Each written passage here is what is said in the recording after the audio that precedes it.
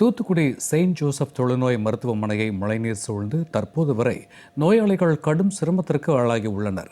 அவர்களை விளம்பர திமுக அரசு கைவிட்ட நிலையில் தாய் உள்ளத்துடன் கரம் கொடுத்து நிவாரணப் பொருட்களை வழங்கி உதவி உள்ளார் அஇஅதிமுக பொதுச் செயலாளர் புரட்சி தாய் சின்னம்மா. இது குறித்த செய்தி தொகுப்பை தற்போது காணலாம். தூத்துக்குடி மாநகராட்சிக்குட்பட்ட ஆரோக்கியபுரம் பகுதியில் செயின்ட் ஜோசப் தொழுநோய் மருத்துவமனை கடந்த 75 ஆண்டுகளாக செயல்பட்டு வருகிறது.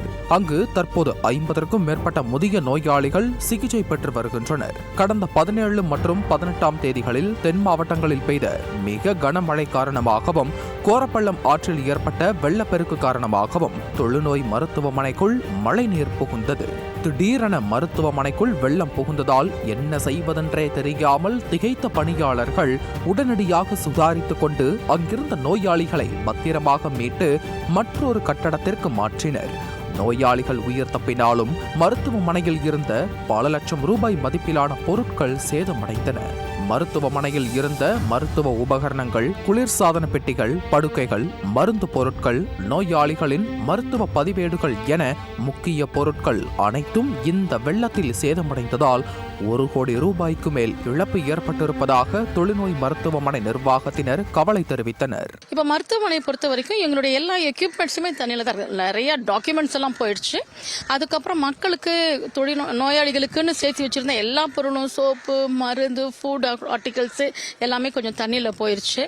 நாங்கள் கொஞ்சம் ரெஸ்கியூ பண்ணோம், எடுத்து வச்சோம், ஆனால் முடியல. அதனால நிறையவே போயிடுச்சு. எக்யூப்மெண்ட்ஸ் அப்படின்னு சொன்னோம்னா தொழுநோயாளிகளுக்கு இல்லை மருத்துவமனைக்கு தேவையான எல்லா எக்யூப்மெண்ட்ஸுமே கொஞ்சம் டேமேஜ் ஆயிடுச்சு. ஒன்று காரணம் எலக்ட்ரிசிட்டி இல்லை, பவர்னால வந்துட்டு அதை பேக்கப் பண்ண முடியல.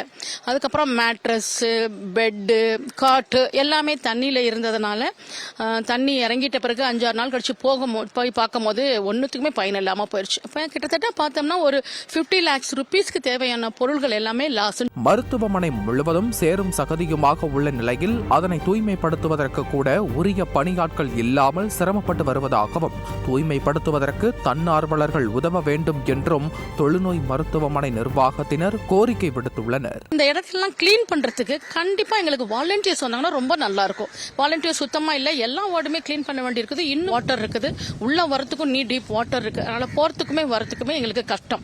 இங்க இருக்கிற பேஷண்ட்ஸ் எல்லாமே வயசானவங்க. அதனால சீக்கிரமாக நோய் தொற்றிக்கொள்ளக்கூடிய ஒரு சூழ்நிலையும் அவங்களுக்கு இருக்குது. இப்போதைக்கு இதெல்லாம் பெரிய பிரச்சனையா இருக்குது. தூத்துக்குடி மாவட்டத்தில் மழை ஓய்ந்து 2 வாரங்கள் கடந்த நிலையில் மீட்பு பணிகள் நிறைவடைந்து விட்டதாகவும், இயல்பு நிலைக்கு திரும்பிவிட்டதாகவும் விளம்பர திமுக அரசு பொய் மூட்டைகளை கட்டவிழ்த்து வரும் நிலையில் இன்னமும் ஆரோக்கிய நகர் பகுதியில் இருக்கும் தொழுநோய் மருத்துவமனையை சூழ்ந்திருக்கும் மழைநீர் வடியாததால் அங்கு இருக்கும் நோயாளிகள் கடும் சிரமத்திற்கு உள்ளாகி வருகின்றனர். 2 வாரங்களாக அவர்களை விளம்பர திமுக அரசு கண்டுகொள்ளாத நிலையில் தொழுநோய் மருத்துவமனையில் இருக்கும் நோயாளிகள் மற்றும் பணியாளர்களின் துயர் அறிந்து அஇஅதிமுக பொதுச் செயலாளர் புரட்சித்தாய் சின்னம்மா மருத்துவமனையில் அனுமதிக்கப்பட்ட நோயாளிகள் மற்றும் அப்பகுதியில் இருக்கும் 300க்கும் மேற்பட்டோருக்கு அரிசி, சேலை, டி-ஷர்ட், பால் பவுடர், சானிட்டரி நாப்கின் உள்ளிட்ட நிவாரணப் பொருட்களை வழங்கினார்.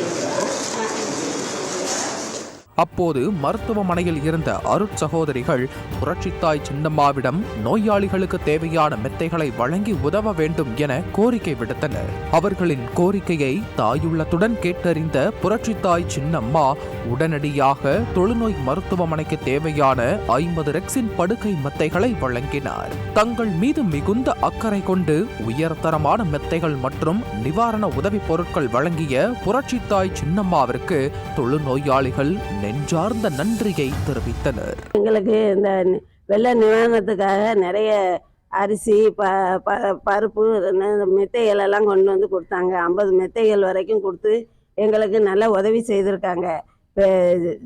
ஜெயலலிதா அம்மா உதவி செய்த மாதிரி சின்னம்மாவும் எங்களுக்கு நல்லா உதவி செய்தாங்க. அவங்களுக்கு எங்களுக்கு நாங்கள் கோடான கோடி நன்றி செலுத்தினோம். எங்கள் ஜெபத்திலையும் அவர்களுக்காக வேண்டிக் கொள்கிறோம். இனியாவது விளம்பர அரசு அலட்சிய போக்குடன் செயல்படாமல் தொழுநோய் மருத்துவமனையில் சூழ்ந்திருக்கும் மழைநீரை அகற்ற நடவடிக்கை எடுத்து வருங்காலங்களில் இது போன்ற நிலை ஏற்படாமல் இருக்க முறையான மழைநீர் வடிகால் அமைப்புகளை ஏற்படுத்த வேண்டும் என சமூக ஆர்வலர்கள் வலியுறுத்தி உள்ளனர்.